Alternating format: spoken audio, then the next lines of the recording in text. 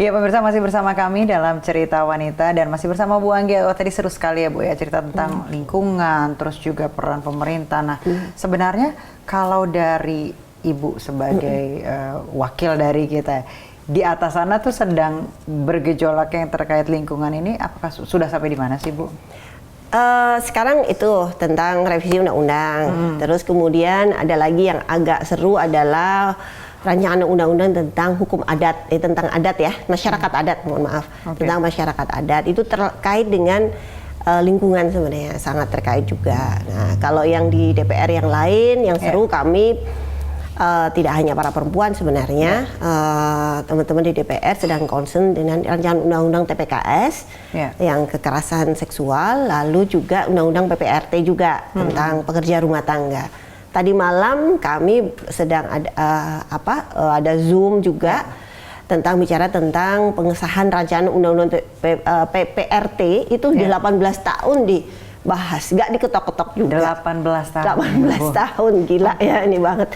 Nah, makanya kami ini Fatayat ini ada hubungannya dengan Fatayat karena Fatayat dari dulu memang concernnya, fokusnya adalah tentang perempuan dan anak, isu perempuan, perempuan dan anak. Dan bahkan nih kami saya bersama-sama teman-teman yang lain dari fraksi PKB punya inisiasi rancangan undang-undang kesejahteraan ibu dan anak. Itu sudah masuk ke prolegnas kemarin waktu sidang paripurna terakhir. 2 rancangan undang-undang yang belum dimasukkan dalam prolegnas, apalagi rancangan undang-undang TPKS ini kan perjalanannya keluar masuk begitu. Ini yang sedang kami kejar, tidak hanya melalui parlemen tentunya, tetapi juga melalui masyarakat sipil lainnya. Jadi Fatayat bersama-sama dengan yang kelompok-kelompok masyarakat yang lainnya sedang berjuang untuk itu. Baik, Bu, keterwakilan perempuan di parlemen sendiri, apakah selama ini sudah berjalan bertahun-tahun ini, apakah memang sudah terwakili isu-isu utamanya isu-isu terkait perempuan begitu di parlemen sendiri untuk Indonesia? Kalau kalau menurut saya masih banyak yang harus lebih bekerja keras. Tetapi so far sekarang sudah banyak ya perempuan-perempuan yang sudah masuk meskipun kalau persentasenya periode sekarang lebih turun daripada periode yang lalu, tetapi yang paling penting bagi kita, kami perempuan-perempuan ini punya komitmen yang kuat untuk membawa isu-isu yang sensitif terhadap perempuan gitu.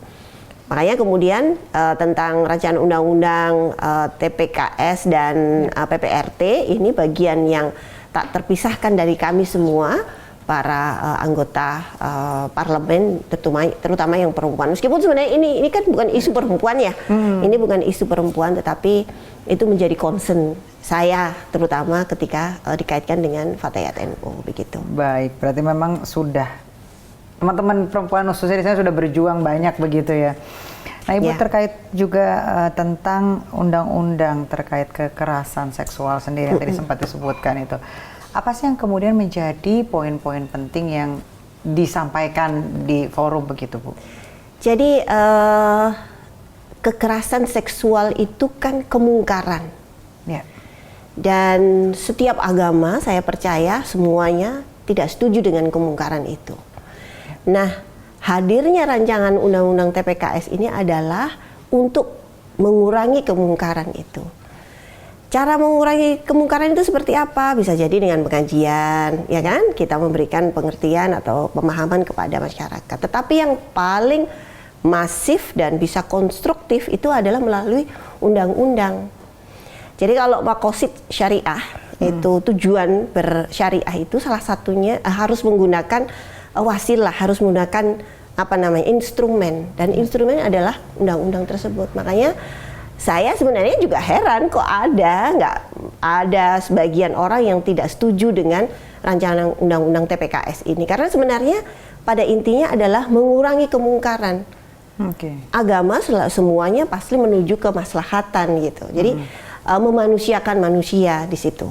Nah, rancangan undang-undang ini tujuannya biar tidak ada praktek-praktek atau itu ekstrim tidak adanya ya, mengurangi praktek-praktek yang saling mendolimi begitu. Baik, di mata Ibu sendiri terlihat memang kekerasan pada perempuan ini, apalagi sekarang ya, perempuan, anak begitu itu juga menjadi salah satu isu di media. Bahwa memang apalagi zaman sekarang Bu, kalau Ibu tahu memang kekerasan seksual sama anak dan sama perempuan itu memang menjadi sesuatu yang kayak nggak ada ujungnya gitu. Terus menerus dan terus bertambah. Seperti itu. Dan terus korban bertambah. Ini akan ya muter aja di situ. Saya ingat 2015 waktu saya terpilih jadi ketua umum Fatayat, saya langsung, karena waktu itu ada kasus kekerasan seksual terhadap anak-anak, terhadap perempuan juga. Saya katakan saya katakan waktu itu adalah kekerasan seksual itu teror.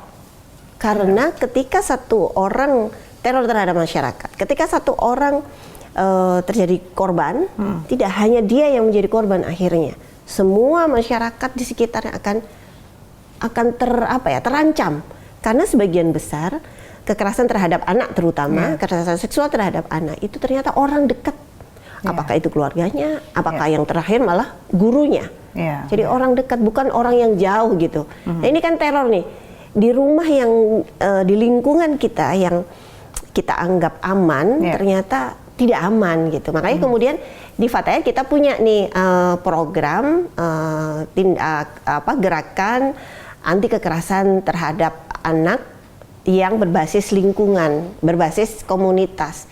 Jadi semua masyarakat yang ada di komunitas itu menjadi orang tua bagi anak tersebut. Tidak hanya orang tuanya secara biologis, tetapi orang tua, orang-orang yang ada di situ itu adalah orang tua bagi anak tersebut. Itu yang menjadi programnya Fatayat NU.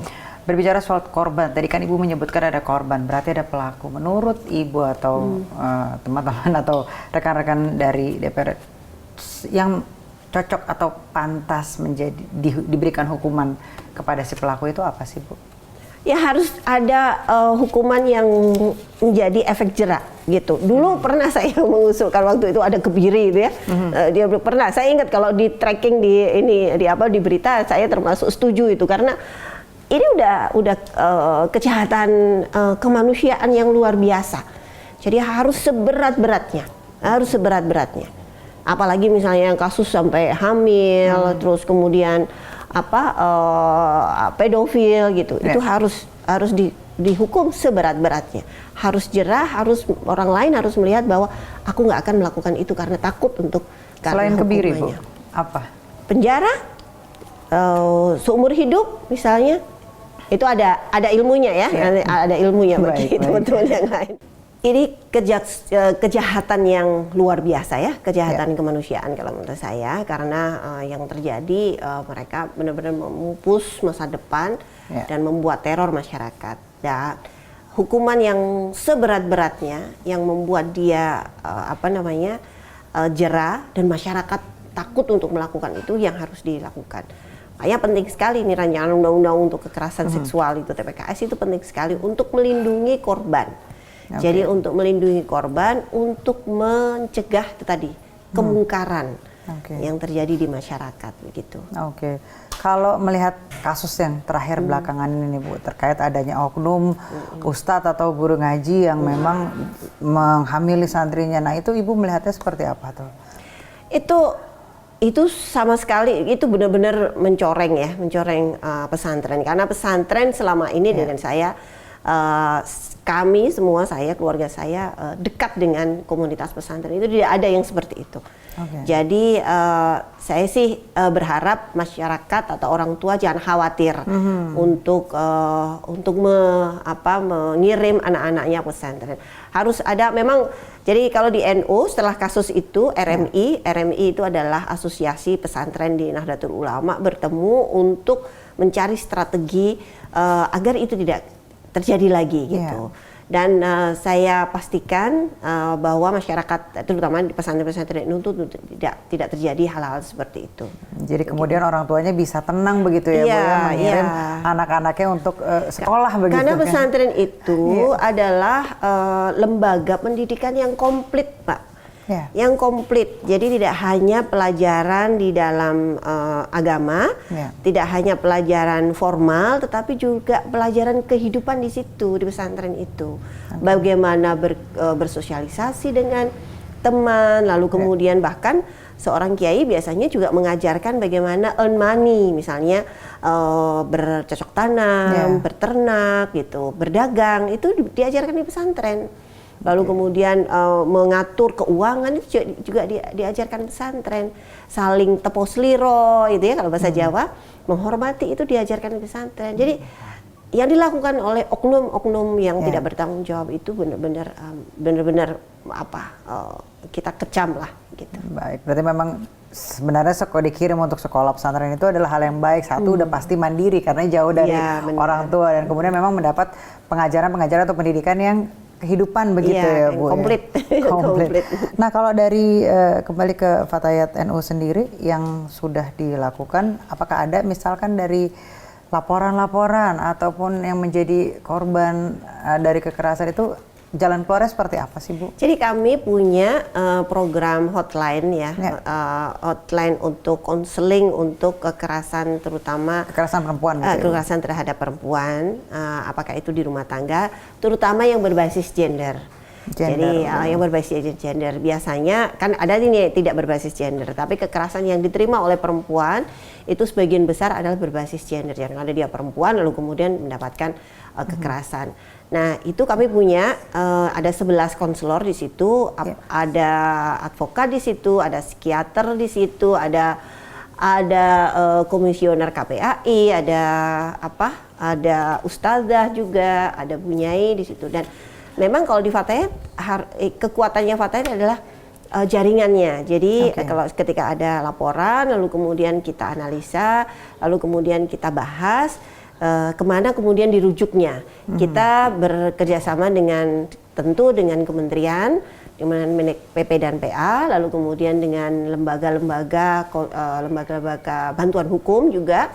Kita kerjasama dengan Koneksi, itu salah satu program teman-teman dari para pengacara yang pro bono. Nah, di situ kita juga di jaringan-jaringan itu yang kemudian kita lakukan untuk bisa mengambil solusi dari masalah-masalah yang kita dapatkan. Jadi banyak banget. Nggak perlu khawatir ya Bu, jadi kita telepon, kita bisa dapetin solusi dan kita tahu diarahinnya mau kemana gitu ya Bu. Oke, baik. Tidak bisa semuanya sampai di Fatayat berhenti, nggak bisa.